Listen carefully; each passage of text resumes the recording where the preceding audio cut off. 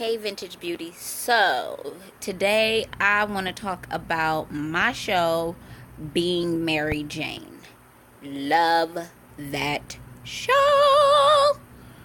Okay, so first, I know we're all the way in season 4. I should have been doing this, but I'm not. First, Mary Jane Paul is my girl. I love her. However, her character is kind of typical for her, honestly. Successful, can't keep a man. Kind of like her life was before Dwayne Wade, I'm just saying, in my opinion. If you look at her roles throughout history, never the wife and mother, always the woman with the career or the this or the that, trying to be that wife and potential mother. Her relationships were not as publicized as other celebrities, so I don't know if she had as many men as she do in the show, but I still absolutely love her. One thing though, if you divas on YouTube can get those lace fronts together, I'm gonna need one of y'all to call BET and say, look, I got some got to be glued and some hair accessories to get that lace front together. If I see the separation one more time, like, you rich, boo, you are rich, I'm gonna need you to go to Beyonce stylists and let them hook up that lace front, because the lace front be front and center at attention, letting us know that is there. I'm just gonna need that to be together. Her weaves have always been off to me, always. They never, like, the texture of her hair never matches the wig or weave ever, and so they come out with lace fronts, but the person who does her hair don't know how to lay them. She's a beautiful, beautiful black actress, wonderful, talented, one of my favorite actresses, but I'm gonna need her stylist to get it together. Like, if it's Becky, I'm gonna need you to switch for Brittany. I'm just saying. Her and Kara split up. I did not like that. If you all seen the episode before last, her and Kara, I'm playing my game, my bad. Her and Kara were no longer friends because Mary Jane was being Mary Jane, looking out for herself, kind of she's a narcissist, honestly. And that's out of the DSM because it's so common now that it can no longer be a disorder. But she's narcissistic, and so she does things for herself. And even though she loves the people that cater to her or are around her, she's very self-absorbed. And so a lot of the decisions she makes is self-pleasing, self-satisfying, and those around her are like pawns. Even though she loves them, it's a part of her personality. Her personality is the type that people who are around her have to benefit her. Point in case why she broke up with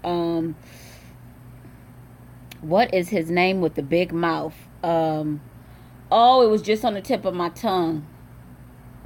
I can't think of none of their real names. I mean, their names on the show. So she's with Justin now. What was the guy's name that she was with? I'll put it on there. Anyway, he did not serve a purpose to better her life. Financially, aesthetically, career-wise, it didn't look right for where she was going and what she was doing. Even though he treated her like a queen, he catered to her, he didn't fit where her life was going. And Justin is more complicated. Justin is more successful, and he falls in line with where she's going, and he's not passive, and he doesn't allow her to run things, and he keeps her in check. And so she wanted someone like that. Lee was too nice, too not soft. He wasn't soft in no way, shape, or form, but he kind of was everything she needed, and there was no challenge. And Mary Jane needs a challenge. Like, Mary Jane needs a challenge, and if she's not challenged, she will create a problem to formulate a challenge, and if that still doesn't happen, then she's splitting. And the way she split is usually by getting another man before the old man knows. So Mary Jane is very complicated, and I think that comes with success. She was always on that grind to be better.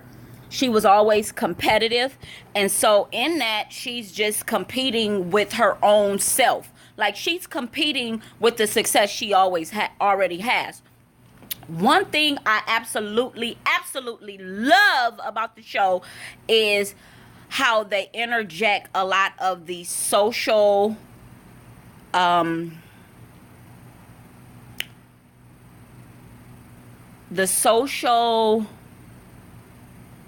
how do I put it? They interject a lot of the social, what am I looking to say? She puts in there what we're facing today as black people. And she's a black voice, and she's addressing a lot of the topics and a lot of the situations that the African American community are facing. Like last week, the public school system and the lack of supplies, the lack of quality teachers, the lack of space, the lack of educators to student ratio, the lack of proper funding, the lack of school books and up-to-date textbooks. She's addressing real issues. She's addressing the things that are going on with our current president and some of the stuff he says and how it affects the minority, how it affects everyone except, and you know who the exception is. So this show that's why it's on BET, because it tackles a lot of the issues that minorities face. When I'm saying minorities, I'm really speaking about black and Latinas. Like, it tackles our issues, especially African Americans, from the police brutality. And let me interject this. I work with some amazing officers, and so they are not all the same. Just like we don't want to be categorized as black people of all being thugs, all being gangsters, all being drug addicts and drug dealers and hoochies and hoes, and we don't want to be categorized like that, because I sure don't, because I'm not. You know what I'm saying? And so it's the same thing with officers. However, she is highlighting the fact that this is a real problem. It is a real issue. And I'm going to use my platform, which is my show, because my character's name is Being Mary Jane. And the title of the show is Being Mary Jane, and she's Mary Jane Paul. So she's using this platform to give black people a voice. And she's doing it in a very, very, very educated way. She's not one of these reality stars who's become this success. No, she's a woman who's grinding, who started in ATL on a smaller platform and worked her butt up to a bigger platform the hard way. Education, grinding, hard work. Her parents are two working class citizens who work their way up through hard work. Her mom was a professor. Her dad is, in government now and does stuff like that. Her brother, showing the drug addict aspect, the single father aspect. I mean, this show captures kind of the rise and fall of a black man, or the fall and rise of a black man, the struggle of a young single mother, but in a positive light. Not making it seem like we are praising her for getting pregnant young, but we're highlighting and praising the effort she's putting forth to rise above the situation that happened. And her children are no mistake. I'm talking about Niecy. Niecy's children are no mistake. They are a blessing from God, no matter how young she was and how they came about. But we're not praising the fact, like, they make sure to point out the fact that you need to stop having these babies if you don't have a plan. They highlight that, and that's the truth. Like, it's the truth. But at the same time, you're a strong black woman. You're a strong black mother. You gonna make it happen. And in this season, she's making it happen, y'all. She's putting on her entrepreneur hat, and she's bringing other single mothers up with her. Like, this show is capturing how, as black people, our struggle, some of the things we face and deal with because our men Some of our men are the way they are because of the way they were raised. However, that is an excuse that it only lasts this long. We need to get it together, brothers. We need to get it together. And she's highlighting that too. She's showing successful black men. When her brother, not PJ, that's the younger one who was doing his drug thing, but then he started doing his real estate thing. And I'm mad he's not in this season right now.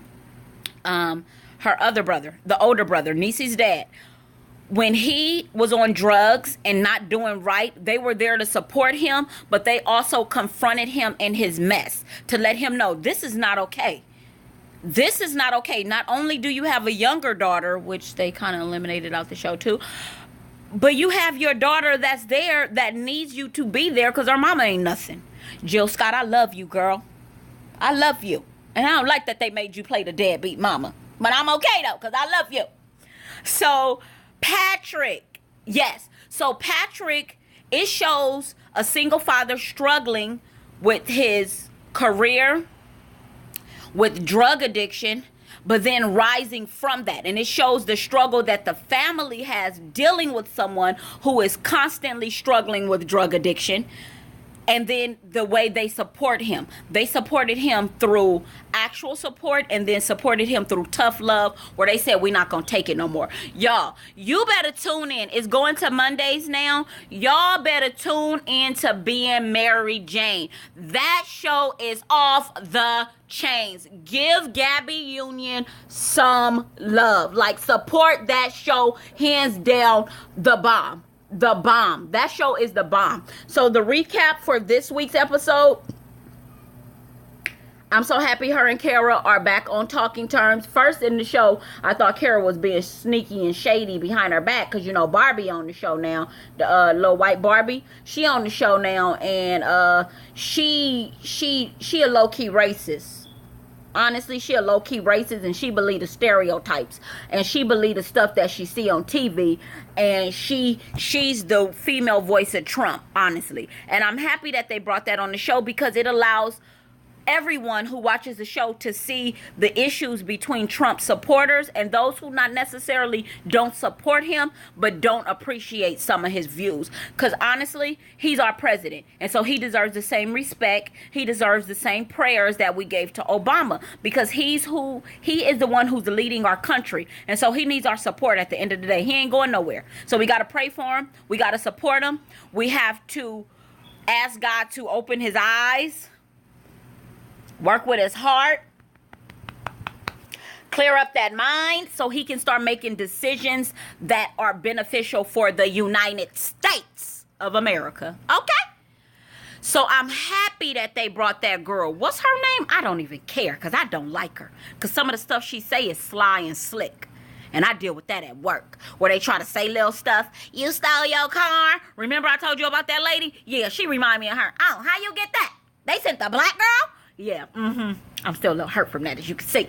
But anyway, please tune in to Being Mary Jane, y'all. We gonna do this again. Y'all want to talk about this next week? Yes. We gonna watch the show Monday, and we gonna tune in so we can talk about it. Okay? You know what I'm about to say, though. It's your girl, Vintage Sister. Peace and blessings. Deuces.